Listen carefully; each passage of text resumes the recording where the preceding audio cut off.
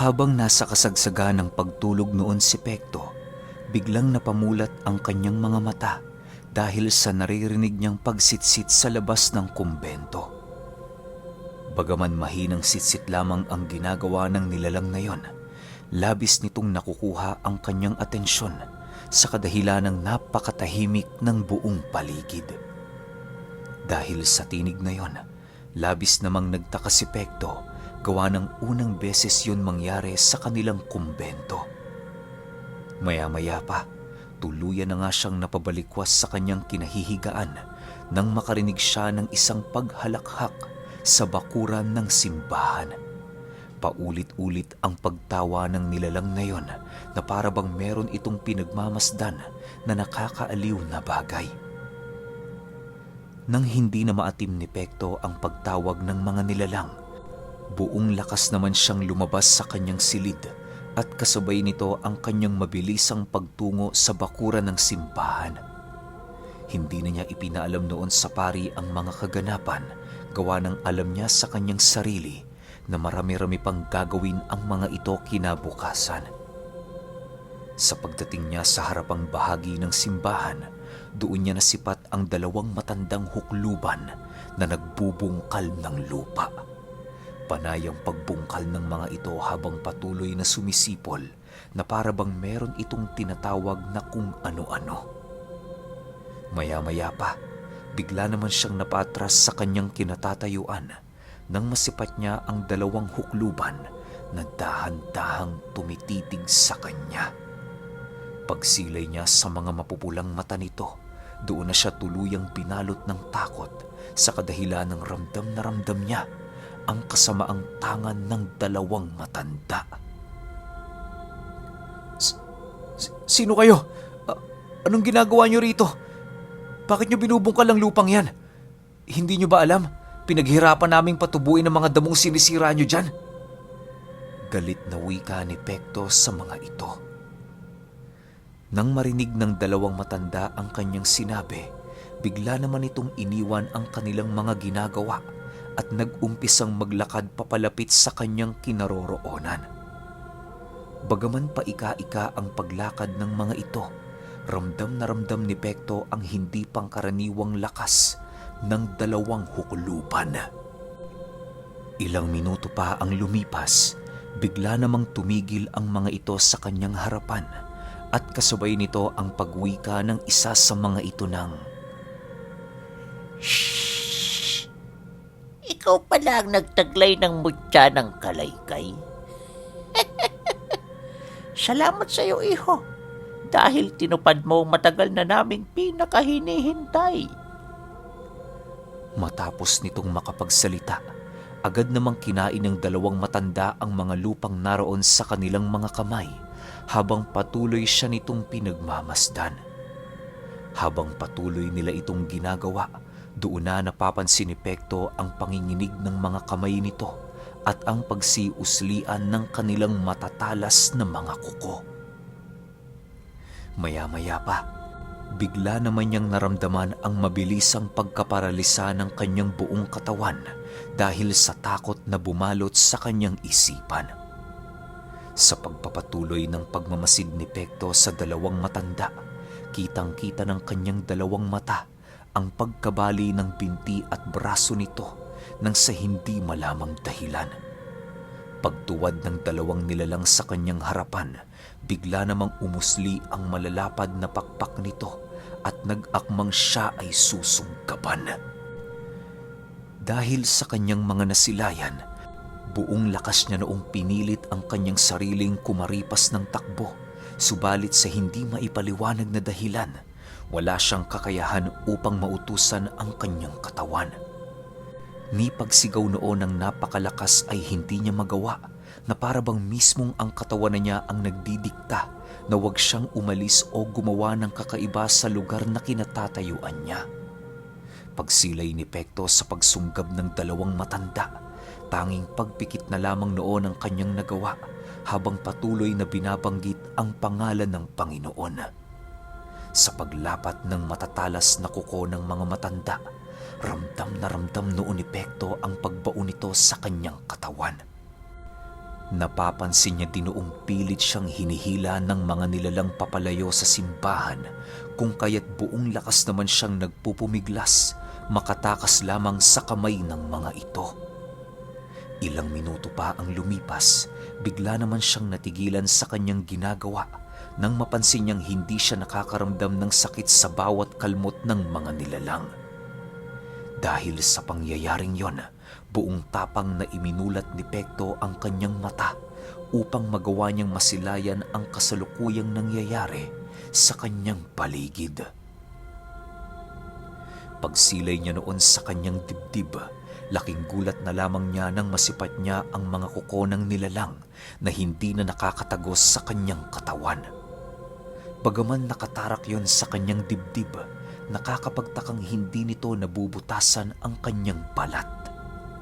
Ilang minuto pa ang lumipas, muling binalot ng takot si Pekto nang marinig niyang umangil ang matanda. Anong ginawa mo sa mutya ng kalaykay? Paano mo napagana ang abilidad nito? Gayong hindi ka dumaan sa ritual at basbas ng simbahan.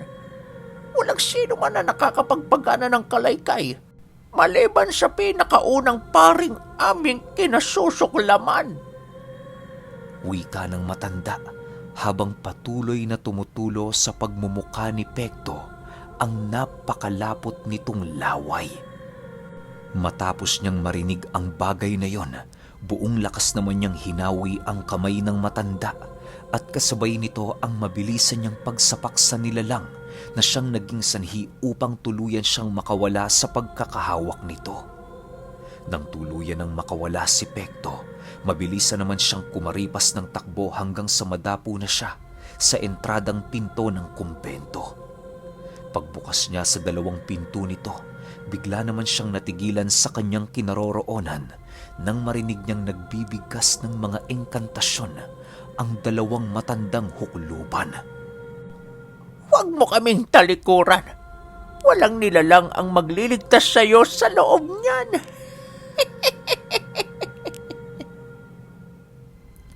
Wika ng isang matanda habang marahan yung naglalakad papalapit sa kanyang kinaroroonan. Nang marinig naman ni Pekto ang sinabi nito, buong lakas naman niyang hinawi ang pintuan ng kumbento, subalit sa kasamaang palad, nararamdaman niyang mas trumiple ang bigat nito na para bang may kung anong bagay ang nakadagan sa likurang bahagi ng pintuan. Ilang ulit niya pa yung tinangkang buksan, ngunit ganon at ganon pa rin ang kanyang nararamdaman.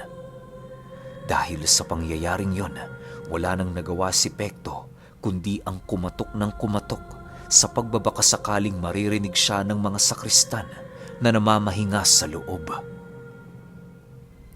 Ilang minuto pa ang lumipas, tuluyan na ngang nawala ng lakas ng loob si Pekto dahil sa kabiguan niyang makakuha ng tulong sa loob ng kumbento.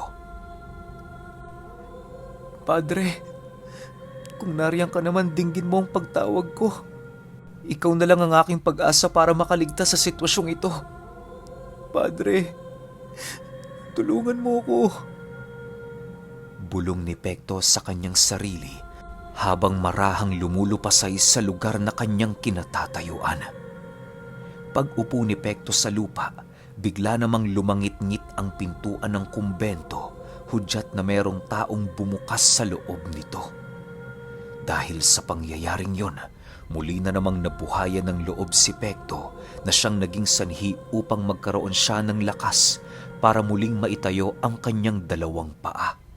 Pagtitig niya sa pinto, bumungad sa kanya ang pari na merong tangang-tangang krus na nagbabaga. Pekto! Pumasok ka na! Bilisan mo! Sigaw ng pari pagsilay nito sa kanya. Maraming salamat po, Padre. Maraming salamat dahil inyong pinakinggan ang aking pagtawag. Mangiyak-ngiyak na sagot naman ni Pekto. Nang akmang papasok na siya sa loob ng kumbento, napilitan naman noong sumunggab ang dalawang aswang upang mapigilan ang kanyang tuluyang pagtakas. Pagsilay doon ng pare, agad naman niyang hinugot ang kanyang nakatagong latigo sa bewang at kasabay nito ang buong lakas niyang paghataw sa mga nilalang. Paulit-ulit yung pinaghahataw ng pare hanggang sa dumating ang puntong tuluyan ng nakalayo ang mga nilalang sa kumbento. Habang abala noon ng dalawang matandang hukluban, marahan namang umusad papasok si Pekto upang mailigtas ang kanyang sarili. Sa muling pagsilay niya sa kinaroroonan ng pare, kitang-kita niya ang pangingibabaw ng lakas nito sa kampo ng mga demonyo. Kahit anong gawin noon ng dalawang matanda upang siya ay sugurin at pangibabawan, hindi nila ito magawa sa kadahilanang kapag tinatangka nilang lapitan ang pare, mas lalong nagliliyab ang tangan-tangan nitong krus. Wala naman silang magawa noon upang ito ay salagin, gawa ng nalalapnos ang kanilang mga balat sa tuwing pinagtatangkaan nilang ito ay kunin. Kung talagang matapang ka at naniniwala sa lakas ng iyong Panginoon, bitawan mo ang armas na yan. Labanan mo kami sa sukdulan ng aming kakayahan at pasukuin mo kami sa pamamagitan ng iyong latigo. Kapag nagawa mo ang bagay na yan, tatanggapin namin ng buong buo ang iyong parusa at aming kamatayan. Wika ng isang matanda habang patuloy nitong pinaiikutan ang pare. Nang marinig naman ng pari ang sinabi nito, napangiti lang naman yon habang sumasagot ng, Wala akong dapat patunayan sa inyo. Kung inakala niyong malilin lang niyo ko, nagkakamali kayo. Akala niyo ba, porket butas na ang pananggalang ng simbahan, magagawa niyo na ang lahat ng inyong nais? Hindi lang kami bastang mga pare. Tandaan niyo yan. Nagsanay din kami ng ilang taon para sa ganitong uri ng sitwasyon. Matapos makapagsalita ng pare, buong lakas naman itong sinugod ang dalawang matanda at kasabay nito ang kanyang mabilisang pagbato ng nagliliyab na krus. Pagtama ng krus na yun sa isang matandang hukluban, laking gulat na lamang ni Pekto nang masipat niya itong bumagsak sa lupa habang patuloy na nilalamon ng nagngangalit na apoy. Halos kisap mata lang noon ang naging pagitan nang tuluyang maging abo ang buong katawan nito sa lupang kanyang kinabagsakan. Dahil sa pangyayaring yon, kung kaya't napilitang umatras ang isa nitong kasama habang patuloy na nag-aangil at umiiyak. Pagsipat naman ng paring papatakas na ito, dali-dali naman niyang kinuha ang nagliliyab na krus at walang pagdadalawang isip yung sinundan hanggang sa marating nila ang hangganan ng bakuran ng simbahan. Pagsilay ng paring papatalo na yun sa bakod, mabilisan naman niya itong inihipan ng dasal na siyang naging sanhi upang maparalisa ang buo nitong katawan. Sa pagbagsak ng nilalang na yun sa lupa, wala na itong nagawa kundi ang umiyak at pagsisihan ang kanyang mga nagawang kasalanan sa pagbabakasakaling magagawa pa siya nitong mapakitaan ng awa. Subalit kahit anong pagmamakaawa ang gawin ng nilalang, tila bang masyado ng matigas ang puso ng paring yon upang siya ay mabigyan ng pangalawang pagkakataon. Habang naglalakad ang pari papalapit sa kinaroroonan ng matanda, panay naman ang pag-atras nito at pag-iyak. Kung nais mo talagang pagsisihan ng iyong mga kasalanan, kay Pekto ka humingi ng kapatawaran. Ipasa Diyos mo na lang na hindi kagaya ng puso ko ang kanyang kalooban. Kung ako lang demonyo, dito mismo pupugutan na kita ng ulo. Seryosong wika ng pare paglapit sa matanda. Matapos nitong makapagsalita, buong lakas naman nitong kinaladkad ang matanda pabalik sa entradang pinto ng kumbento kung saan naroon si Pekto. Pekto, lumapit ka rito. May sasabihin sa iyo ang demonyong ito. Bungad na wika ng pare nang sila'y magkatitigan. Ha? Ayoko po, Padre. Sobra na po ang aking naranasan ngayong gabi. Nais ko na lang sanang manalangin sa Panginoon at humingi sa Kanya ng pasasalamat. Sagot naman ni Pekto pagkarinig niya sa sinabi ng pare. Subalit dahil sa pangungulit nito, hindi naglaon ay napapayag din siya nitong muling humarap sa matandang hukluban. Nang magkalapit na sila noong dalawa, doon niya nasilayan ng malapitan ang takot sa pagmumuka ng nilalang. Bagaman kasuklam-suklam ang pagmumuka nito, hindi maipagkakaila ni Pekto na kagaya niya, isa ding ordinaryong tao kung titingnan ng matanda. Sa pagpapatuloy ng kanyang pagmamasid, doon inilahad sa kanya ng pare ang tungkol sa kanyang magiging pasya sa buhay ng matanda. Pekto, dahil ikaw ang ginawa niya ng masama, nais kong ikaw ang magpasya kung ano ang mangyayari sa kanyang buhay. Tandaan mo, Pekto, kanina muntik ka na niyang patayin. Kung hindi kita nabigyan ng tulong, paniguradong hindi mo maiisip kung ano ang kanilang gagawin sa iyo. Alam mo, Pekto, ang away pinapakita lang yan sa mga nilalang na merong kakayahang magbago. Sa sitwasyon ng matandang ito, mukhang huli na ang lahat. Tanging kamatayan na lamang ang makakagamot sa kanyang napakaitim na kaluluwa. Paalala ng pare habang patuloy nilang pinagmamasdan ng matanda. Nako, huwag ka diyang maniwala, Pekto. Sa katunayan, isinama lamang ako ng kapatid kong kanyang napaslang. Oo, inaamin ko. Kanina muntik na kitang magawa ng hindi maganda. Pero wala namang nangyari sa iyo, hindi ba? Siguro naman sapat na ang rasong yon para kaawaan mo ko. Pangako, kapag binuhay mo ko, kailan may hindi mo na ako makikita sa lugar na ito. Singit naman ng hukluban.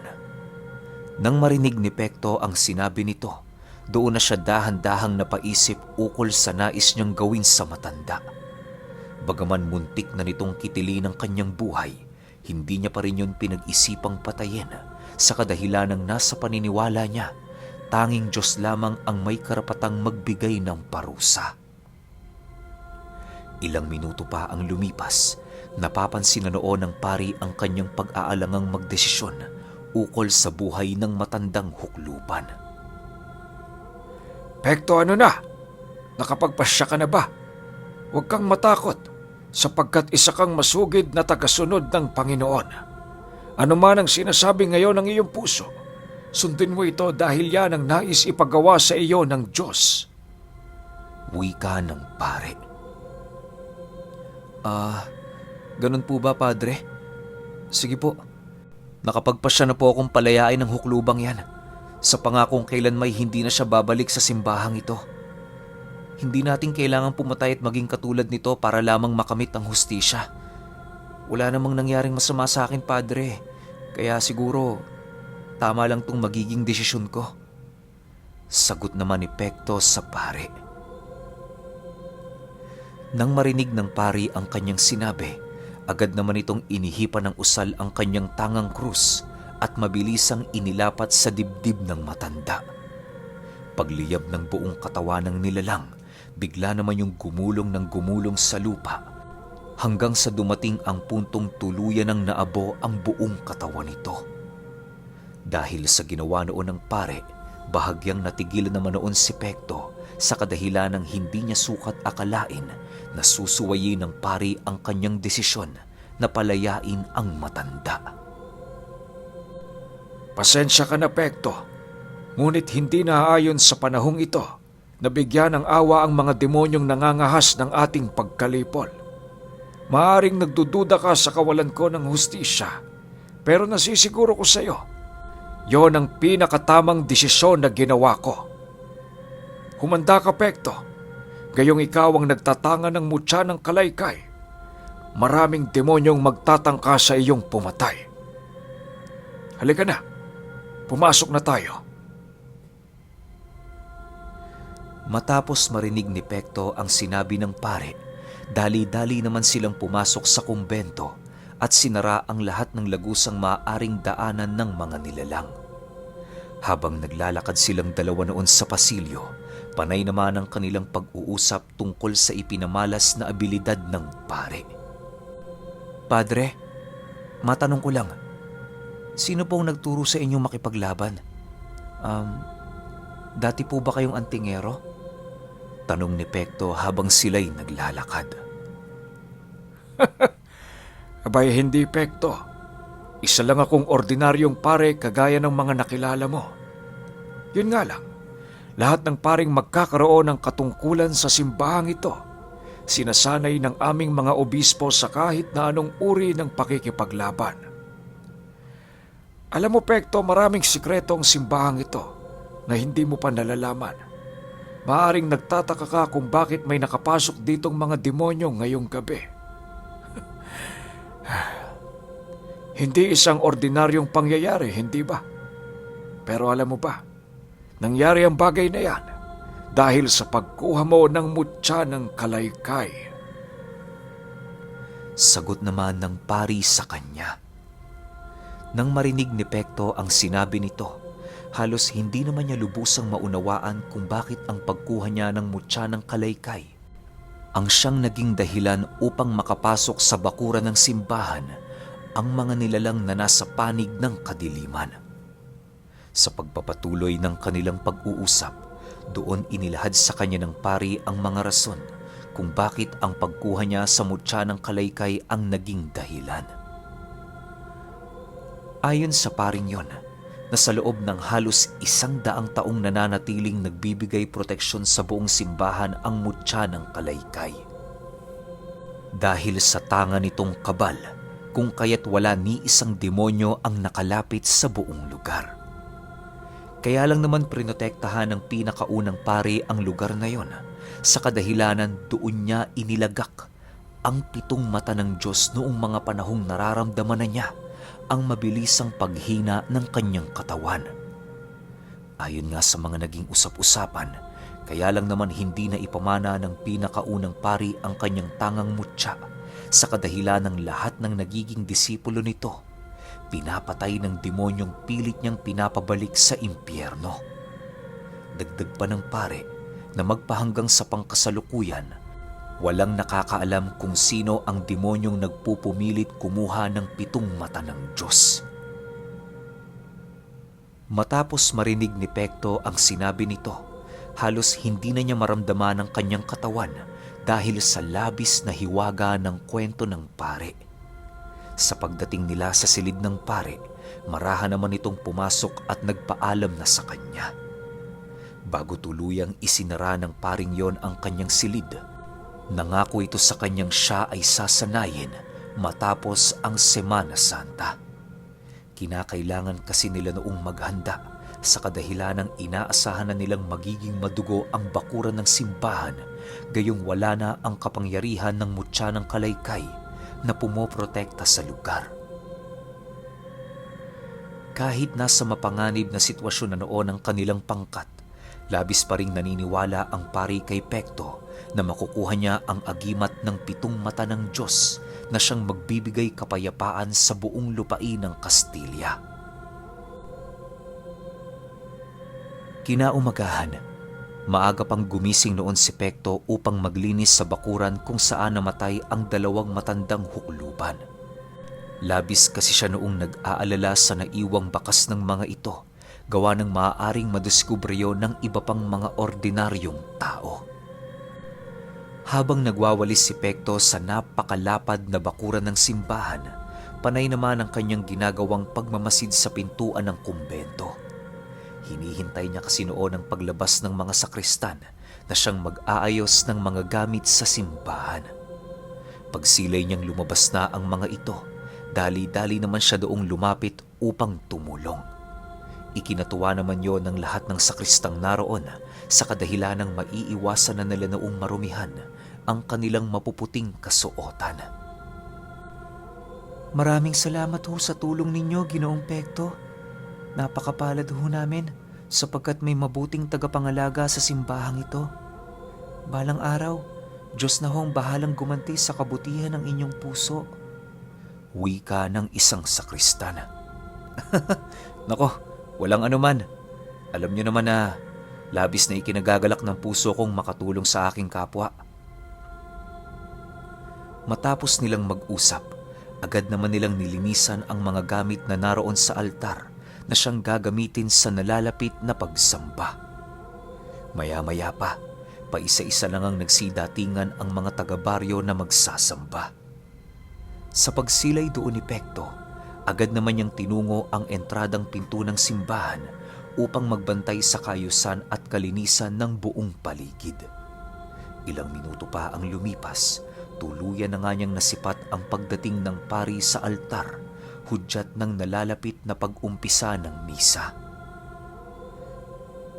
Sa pagpapatuloy ng kanyang pagmamasid sa paligid, bigla namang nabaling ang kanyang paningin sa isang kumpol ng mga taga-baryo na dahan-dahang pumapasok sa simbahan. Alam niyang hindi ordinaryo ang mga ito, gawa ng nararamdaman niya sa mga katawan ng taong yon ang pagkakahuwig ng presensya sa dalawang matandang huklubang pinatay ng pare. Okay, grabe ang angas. Akala ko si Pekto lang yung maangas, pati rin pala yung pare. Grabe yung nagliliyab na krus. Ibang klase talaga tong series na to, napakaganda. Pero medyo duwag pa si Pekto no? Siguro hindi niya pa kasi alam yung tanga niya, yung mutya ng kalaykay. Napakatindi niyan. Paabang na lang ako sa episode 3. Salamat.